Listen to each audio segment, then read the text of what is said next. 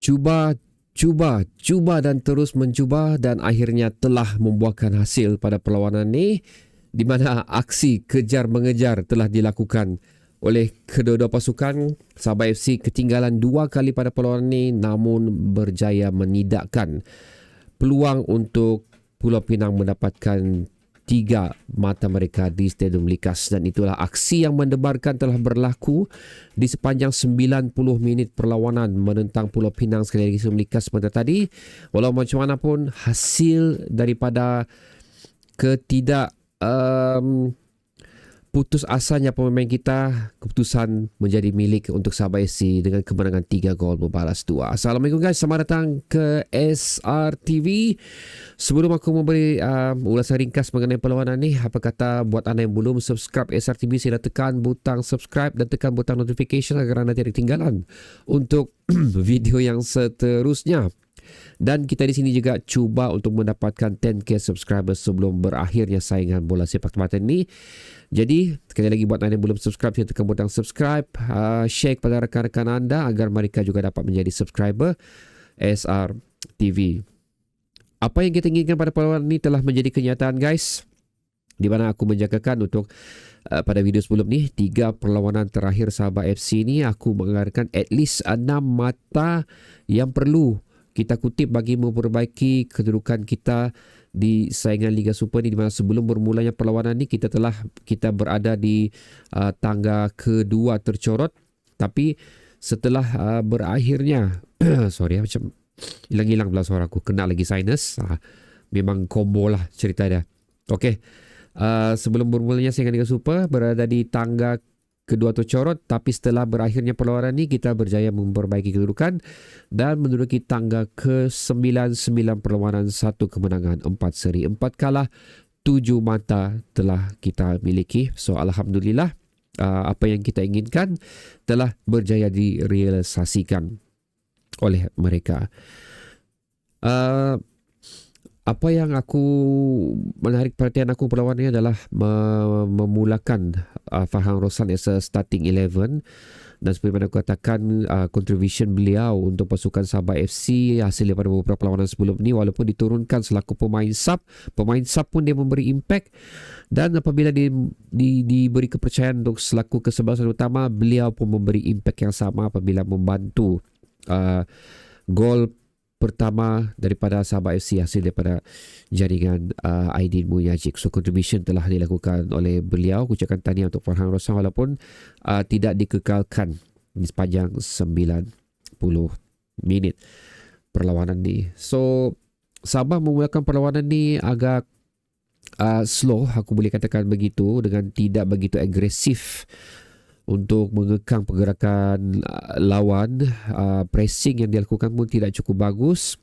Sampailah gol pembukaan yang telah dilakukan oleh Pulau Pinang tu, barulah kita nampak ada sedikit keinginan Sabah FC untuk kembali mengawal perlawanan dan juga kembali menguasai perlawanan. So itu adalah benda yang agak menghukum kita terlebih awal lah untuk perlawanan ni, dan sekiranya diteruskan aku rasa keputusan 3-2 ni tidak akan dimiliki oleh Sabah FC. Dan selepas itu gol kedua yang dilakukan oleh Pulau Pinang ni bagi aku pun agak mengejutkan juga, kerana aku boleh katakan ianya melibatkan beberapa kesilapan yang telah dilakukan oleh pertahanan Sabah FC lah, especially kerana tidak mengawal pemain-pemain yang berada di bahagian hadapan, Cici Kipre dan juga pemain nombor 7 Pulau Pinang tu, pemain import mereka tu banyak memberi ruang kepada mereka lah untuk berlenggar di kotak ni Sabah FC, dan ianya betul-betul telah dihukum dan peluang tersebut telah diambil dengan sempurna oleh mereka lah. So seperti mana aku katakan pada sebelum ni juga, Sabah di perlawanan sebelum ni, Sabah tidak mengawal perlawanan, tapi mereka lebih teknikal dalam menyempurnakan peluang-peluang yang mereka miliki. Tapi di sebaliknya perlawanan ni, walaupun Sabah lebih memiliki perlawanan ni, tapi again tidak menyempurnakan peluang yang disajikan dengan sempurna. Instead Penang lebih menyempurnakan apa yang mereka miliki, membuatkan kita walaupun berjaya menyamakan kedudukan, tapi 2 kali ditinggalkan oleh Pulau Pinang.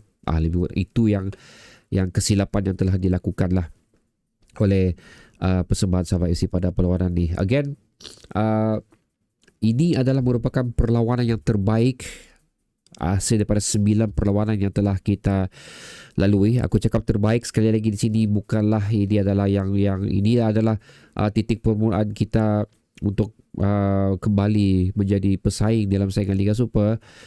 Belum sampai lagi tahap tu sebenarnya, tapi at least keputusan yang positif, persembahan yang positif ni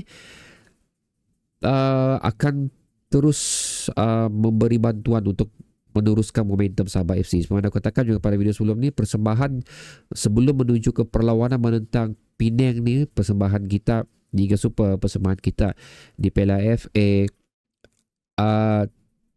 aku mengharapkan momentum tersebut boleh dibawa perlawanan menentang Penang ni.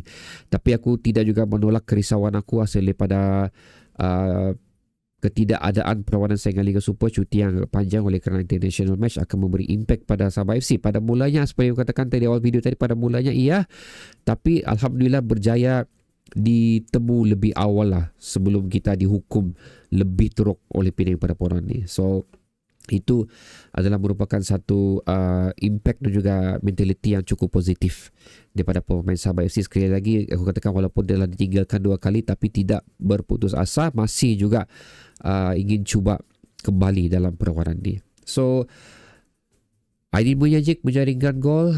So satu kesinambungan dan juga sekali lagi momentum yang cukup bagus daripada beliau, kerana beliau sekarang mempunyai streak yang cukup bagus dalam menjaringkan gol pada tiap penampilan beliau semenjak beberapa perlawanan ni, dan aku mengharapkan boleh diteruskan lagi dan diberi lagi bantuan oleh rakan-rakan yang lain. Gol daripada Jeffrey Chu adalah satu gol yang aku tidak sangka akan berlaku. Jarang sekali Jeffrey Chu membuat peluang sedemikian, tapi accuracy dan juga power shot yang dilakukan oleh beliau tu, aku memang tabik lah. So antara gol tercantik lah dalam perlawanan ini. Dan seterusnya, gol kemenangan daripada Daniel Ting tu adalah merupakan perfection yang telah dilakukan oleh Stu, hasil daripada corner yang telah dilakukan oleh beliau. Ini mungkin adalah set piece yang telah mereka lakukan di sesi latihan lah, di mana aku menampak di sini memang Stu berniat untuk mencari Daniel Ting. Daniel Ting pun berada di satu posisi yang bagus, membuat larian yang cukup bagus ke hadapan tiang gol Penang, dan pemain yang sepatutnya mengawal Daniel Ting pun tidak berjaya mengagak apa yang cuba dilakukan oleh Daniel Ting, menyebabkan Daniel Ting berjaya melakukan header yang cukup bagus lah. Walaupun kalau aku lihat bola tu terlebih dahulu terkena tiang lah sebelum masuk, tapi again ianya disempurnakan dengan jayanya lah oleh Daniel Ting. So antara satu lagi benda yang menarik perhatian aku sekali lagi adalah Fakrul Iman di sini. Walaupun aku kecewa Farhan Roslan dikeluarkan dan digantikan oleh Fakrul, so kemasukan pemain ni ia seolah-olah tidak ada perbezaan lah dari segi saiz, tapi dari segi ketenangan dan juga kawalan bola yang dilakukan oleh Fakrul ni, aku semakin macam bilang orang tertarik hati lah melihat corak permainan Fakrul ni. Dia adalah pemain yang tidak gopoh. Dia sering melakukan scanning untuk sebelum melakukan hantaran, di mana dia memang aware lah di mana kedudukan pemain lain Sabah FC agar perjalanan bola tu lebih mudah untuk dilakukan. Dan beliau pun seringkali memberikan foul untuk Sabah FC. Maksud aku, beliau dikasari oleh pihak lawan. So beberapa kali dia dikasari, membuat apabila satu pemain tu balik-balik dikasari, memberikan advantage untuk Sabah FC, maksudnya dia memang memberi impact lah dalam pasukan, dalam pasukan tersebut. Dan bagi aku Fakrul, sekali lagi, walaupun kalau aku lihat umur dia 24, jarang sekali diturunkan, tapi tiap kali dia diturunkan, dia sering kali memberikan menarik perhatian aku lah corak permainan beliau. So aku harap dia diberi masa lagi, dan aku harap dia pula akan menggunakan sebaik-baiknya peluang yang diberikan dengan mengimprove corak permainan beliau.